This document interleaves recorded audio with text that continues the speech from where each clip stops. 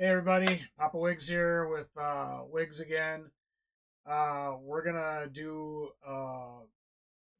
well, we call it the starter strategy. It's really more of a starter slash cover my bases so I don't have to pick up waiver wires during the year strategy. So I've seen this over the years where people do this.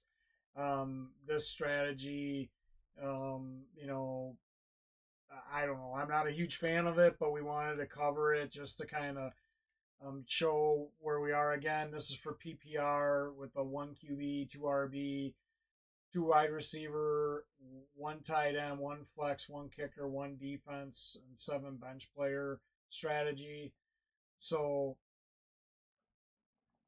um, with that said, we, typically in this strategy, you're going through and you're looking at covering all your bases. So you have to do a limited amount of maneuvering throughout the season as it relates to bye weeks and hopefully you have your bases covered on the bench for not only your tight end QB but also your um, kicker and defense.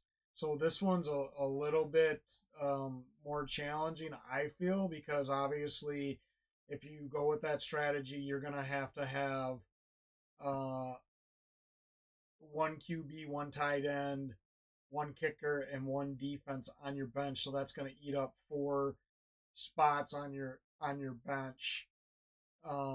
So that really leaves you with 3 spots. So you better get your draft right if you do this. But we wanted to cover it for those folks that may consider it or aren't familiar with it, so you can make a decision yourself on which strategy works for you. Ready to start? Yep. All right. So for me, going into round one, I'm a big believer in, well, now at least, drafting a wide receiver right away, and I think I would end up doing that here in this draft. No matter what position you're in, Tyreek, Chase, Lamb, St. Brown, Jefferson, like we kind of covered in the last video about the receivers. Those would be the guys to target, in my opinion. If you really wanted to, you could draft McCaffrey, Hall, or Robinson. I think those are the only 3 running backs that are worth taking in the first round. Yeah, so I'm the same with Wiggs here. Round one, I would draft a receiver, and depending on your position, depends on the receiver. But there's plenty of receivers to go around, like we talked about in our other videos. If you're at the top end, you'd be looking at the Hill, Chase, Lamb, St. Brown, Jefferson options. The bottom half, you'd be looking at more of AJ Brown, Garrett Wilson, Marvin Harrison, Drake London, Chris Olave type thing. So second round, again, for me personally, I would draft a receiver. And depending on your position in the second round, you can be looking at like a Puka, possibly, Harrison or London or Olave, maybe Ayuk or Samuel, depending on where you're at. So that's what I would do in this situation. This time around, I'll agree with that. I'll go with the wide receiver here as well. You have a lot of options at running back. You can get away with running 2 receivers right away. Again, if there's someone you really want at running back, feel free to take them. Like, at the end of the day, he's going to be your starter. So kind of just go with the flow. If you feel like you need to take a running back, like if Jonathan Taylor drops down to like the last spot and you're the last pick in the second round, go ahead and take him. Like, that's a free pick right there. If you're early in the round and you want to take a running back, go for it.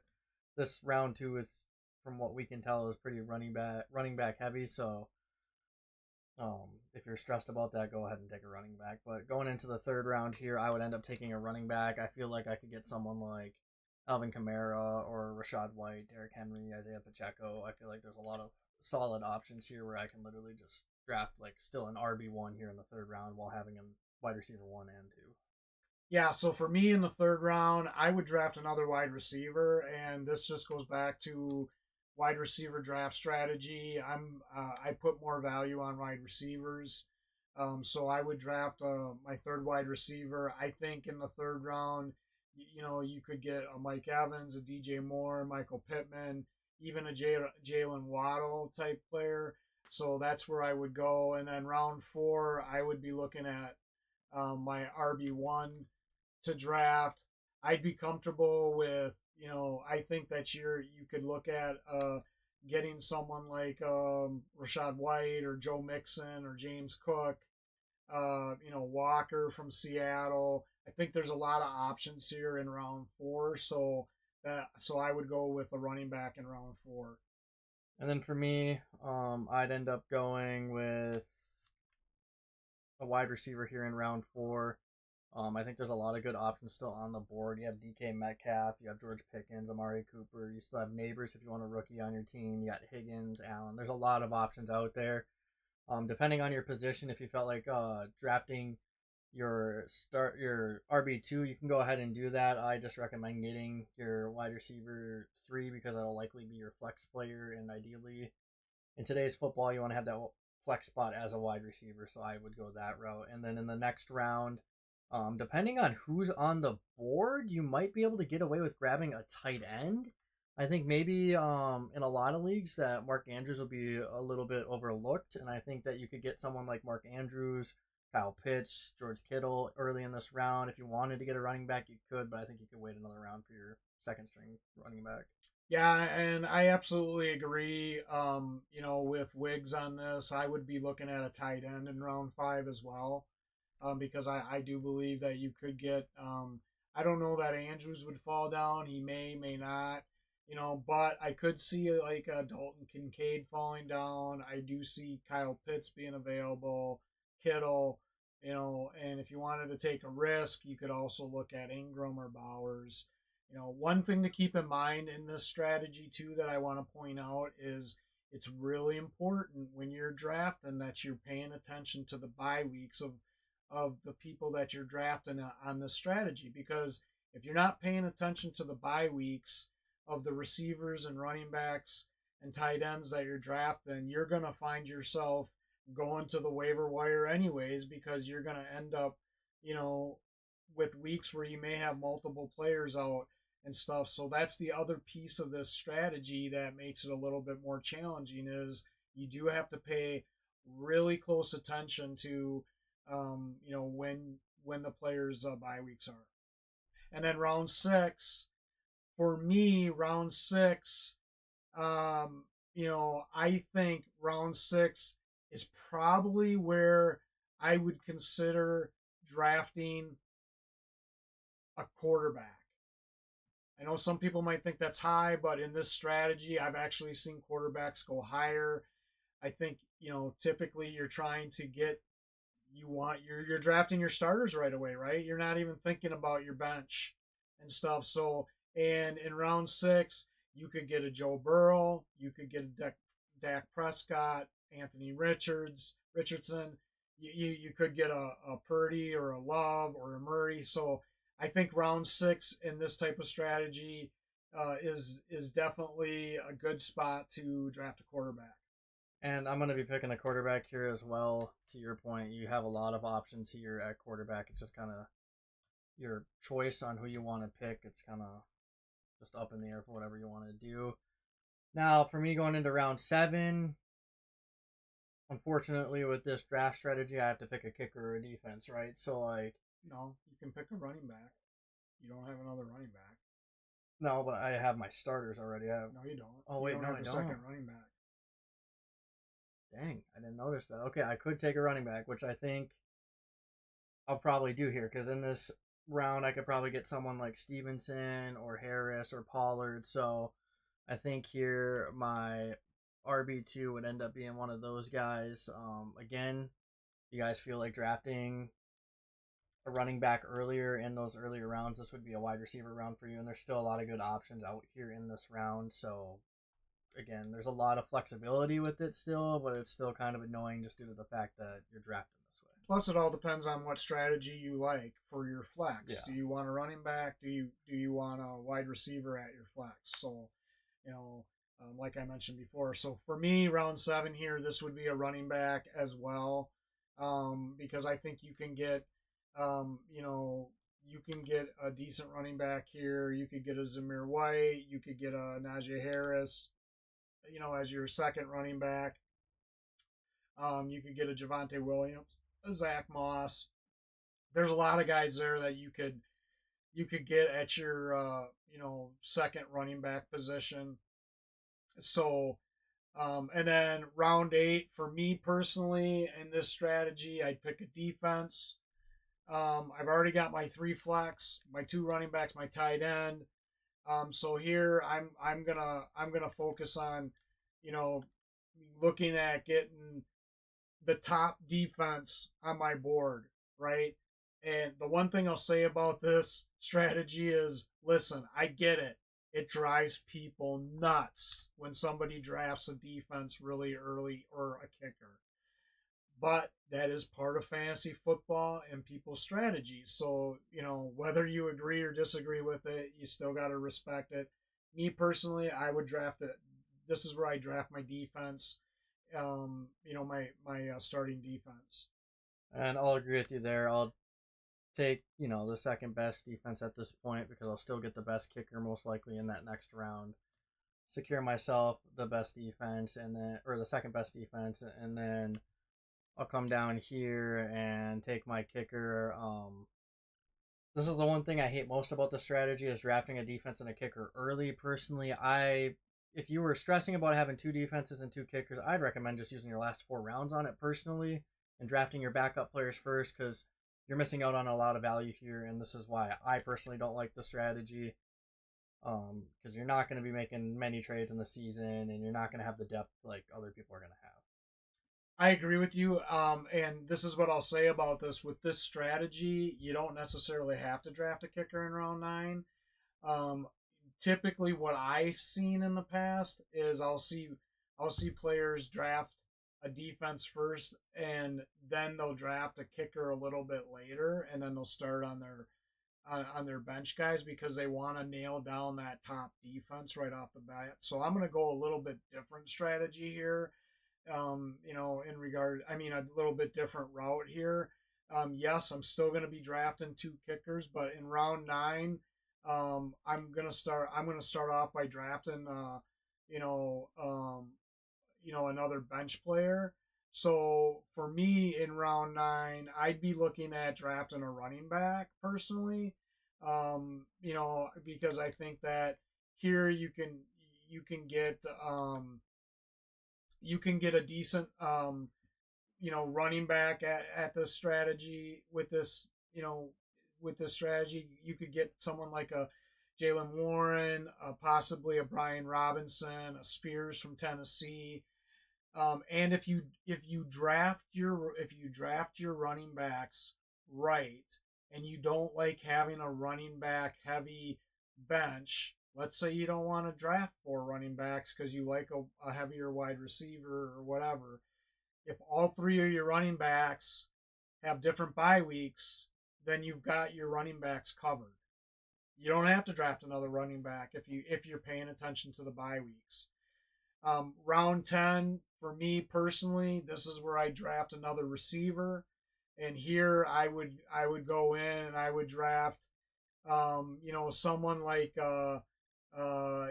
possibly a Brian Thomas from Jacksonville, a Sutton from Denver. You may be able to get a Jameson Williams from Detroit or a Dobbs from Green Bay. There's a lot of guys here in round 10 that you can get. And again, when you're making this decision, if you make sure your top 4 receivers are all have different bye weeks, if you're using this strategy, again, you don't necessarily have to worry about the bye weeks going forward because you'll always have coverage there. So But yeah, moving on to my round. Like I said, I would never draft a defense or kicker this early. I'd already be strengthening up my wide receiver and my running back core just because the running backs are not as deep as the receivers, so I'd probably draft one there, receiver here. But I'm just doing off of what strategies have been out there, but here in this round, I'd be taking a running back because we are kind of running thin on running backs at this point. And I'd rather lock myself down someone at least mediocre as a backup to have on my bench, which could be anyone from Gus Edwards to Jerome Ford. You still have Chase Brown out there. Um, for me, that's just kind of where my mind goes with that. If you have Spears or Robinson drop down, you have a chance there as well. Like I said, though, I'd be drafting a running back or a receiver up in this area over a defense. I'd draft all four of those at the end because there's just no value in drafting them early, in my opinion. And then I'd come back with I apologize. I a should have been second wide clearer receiver. with Well, that yeah, Wigs, but I figured that's what we were supposed to be doing, but hey, that's all right. I've I seen it. mean, I've seen it done that I way. just So heard all this, starters, so well, no, and you're absolutely right. I mean, so, but um, I've seen it where people have actually done it no, exactly I've like seen you. it too, and I think it is the stupidest thing. So at least you're seeing it.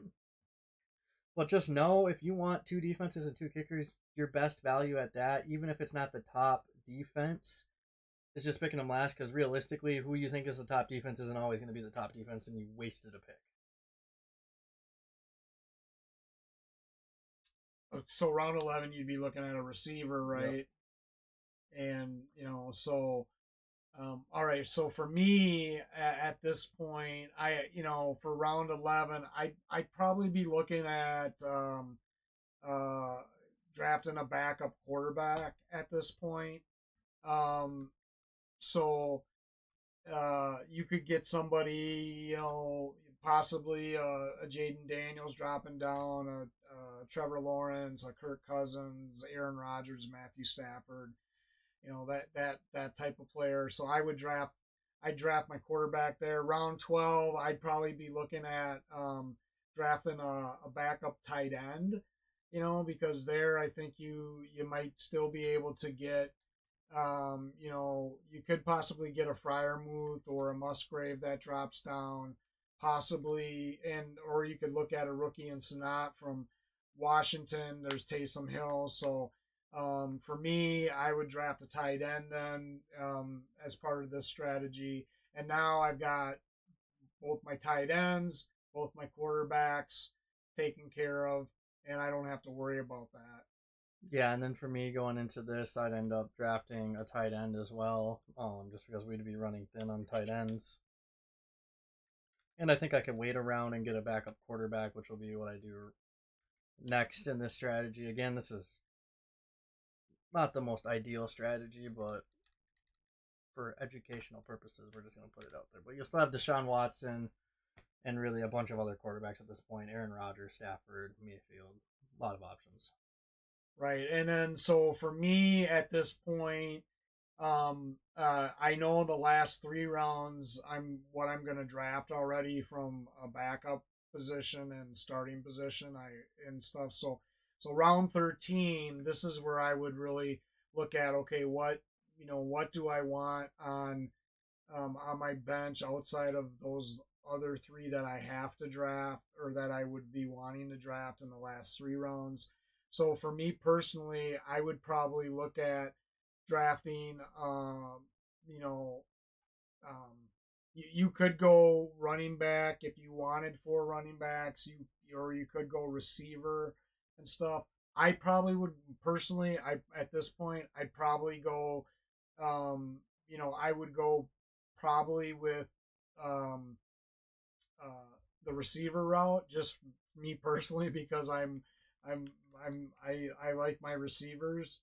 And I think here you could get a Dotson or a Gabe Davis. You could get a Franklin from Denver. I think you could get a Wicks from Green Bay, a Cooks from the Cowboys, Adam Thielen. I think you could get any of those guys in that round. Round 14 for me, I would draft my backup defense because I put more value um, on defense. Well, actually, I take that back.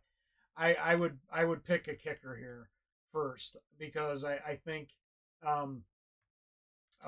sorry, I apologize. I would take a kick. I draft my number one kicker here first. to get that out of the way. And I'd still probably have a decent variety of kickers outside of the one that Wiggs drafted. Yeah, I hate this strat. I'm gonna be completely honest. Like, sorry guys, this is just like the most irritating strat to me. But for me, I'd probably go the receiver route as well. To me, there's only one running back that I would have any faith in maybe drafting this late, and that would really be like Antonio Gibson, because I know he's going to be on the field for receiving the ball for those Patriots, because they're not going to make Stevenson have that big of a load. But I could see arguments for a few others. I just think a receiver here would be better off. You have more options, and who knows? You could draft someone this late, and maybe he ends up being one of your top guys, and you can trade someone else. You still have some, leeway to like trading and doing other things later on. I just know from like a few leagues I did last year, someone like Puka Nakua, for example, was undrafted. You could find some little sleeper in here somewhere. But other than that, I'd probably go with my second defense, I guess, after that, because we would need a backup defense, which is absurd to me. But Yeah. which then would leave my last round with the kicker. I'll just knock that out now because Right. yeah, Yeah, and then for me, I would draft a defense in 15, and then I would draft my backup kicker in round 16. And listen, just because we don't agree with it doesn't mean it's not going to work for you guys that may want to try this strategy in your league. It's not an ideal strategy for myself, and I know Wiggs isn't a fan of it.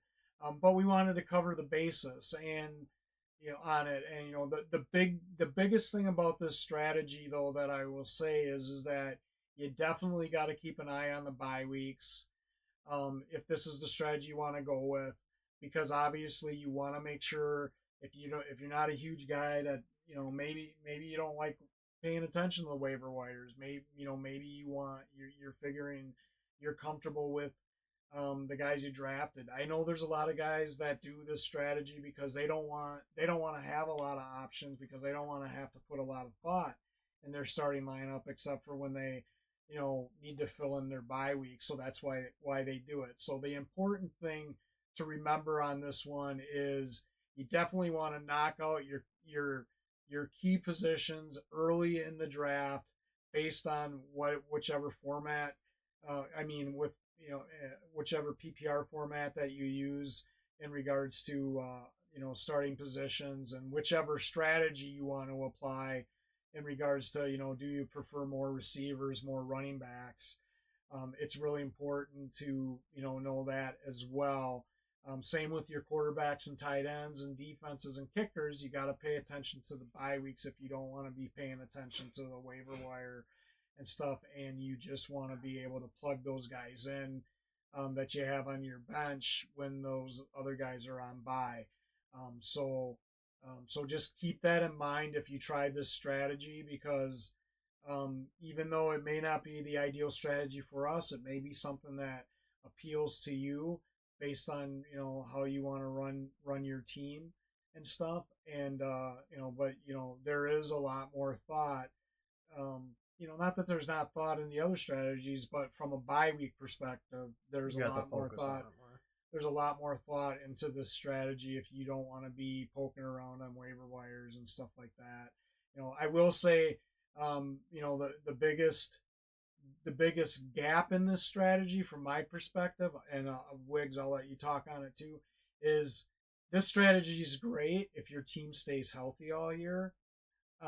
But from a fantasy football perspective, and all the years that I've played it, I can tell you that if you think your team is going to be unscathed and not have injuries, and you're going to be able to successfully draft players that aren't going to get injured throughout the year, that's just not how it works in fantasy. So that's one big rub with this strategy, is it works great if you guys don't get hurt, but if you start having multiple guys get hurt, you're going to end up out on the waiver wire anyways, if you want to be able to still be competitive in your league.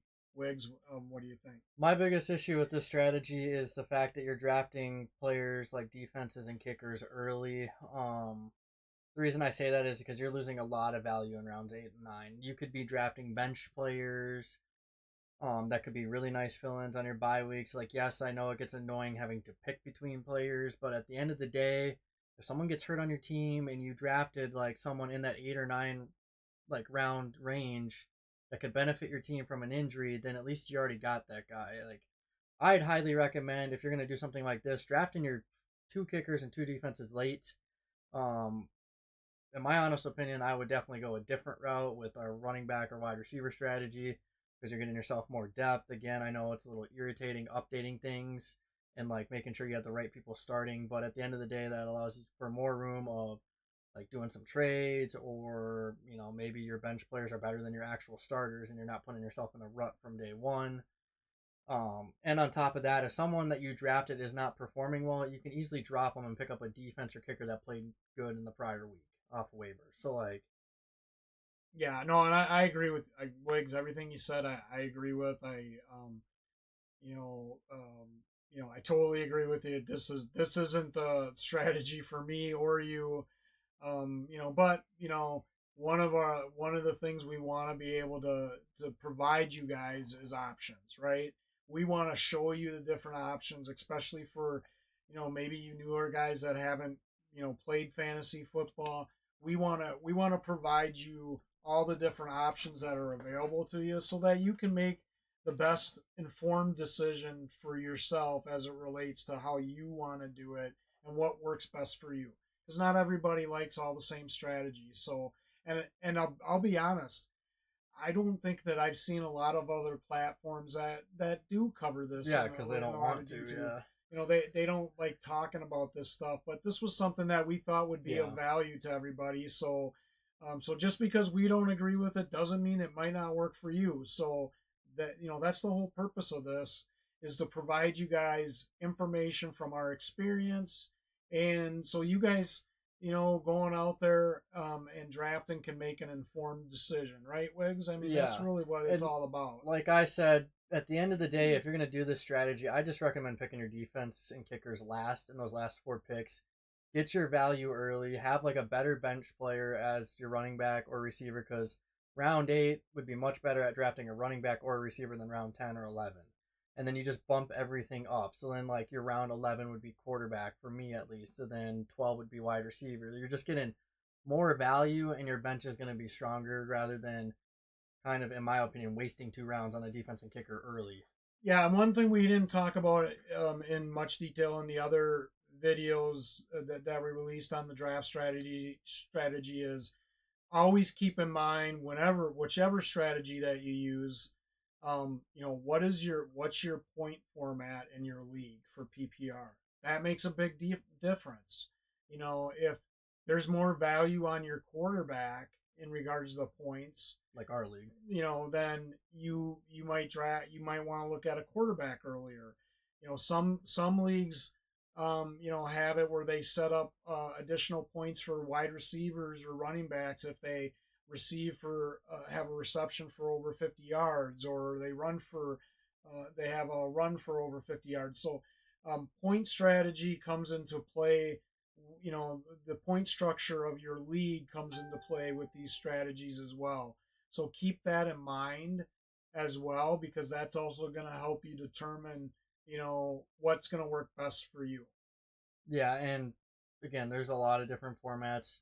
Ours is based off of what we have on here for you guys. I know some PPR leagues will run 2 quarterbacks and like 3 flag. Like, just know this is what we're basing it off of. Things are subject to change due to what your league is kind of like. So Yeah, I think we covered it though, Wiggs. Are we good? I believe so.